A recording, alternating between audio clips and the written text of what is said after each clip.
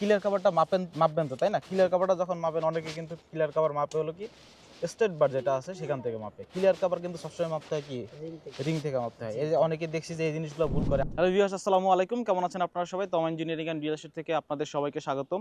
আমরা এখন আছি মহতাবপুর গ্রামে, নোয়াখালী জেলার মাইজদি জায়গাটাতে। এখানে মূলত একটা ডিজাইন দেওয়া হয়েছিল, সেটার ছাদ ঢালাইয়ের কাজ হবে, ছাদের রড বাইন্ডিং এর কাজ হচ্ছে।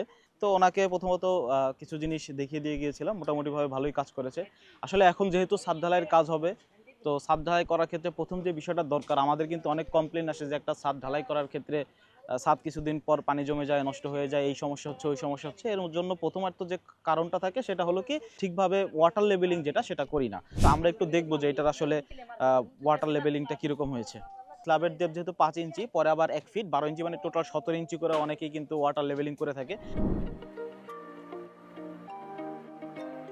এটি একটু কম আছে, এখানে এটা আরো নামবে হালকা, মানে ওই আপনার বালু তো আপনার এই কারণে মানে মাঝখানটা একটু আপ থাকে।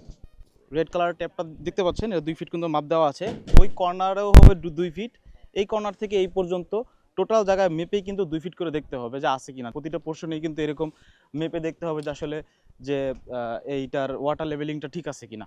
তো আমরা চেষ্টা করব ছাদ ঢালাইয়ের আগে প্রথমত লেভেলিংটা ভালো করে চেক করে নিয়ে তারপরে ছাদ ঢালাইয়ের কাজগুলো করা। তো ভালো থাকবেন সবাই, ধন্যবাদ সবাইকে, আল্লাহ হাফেজ।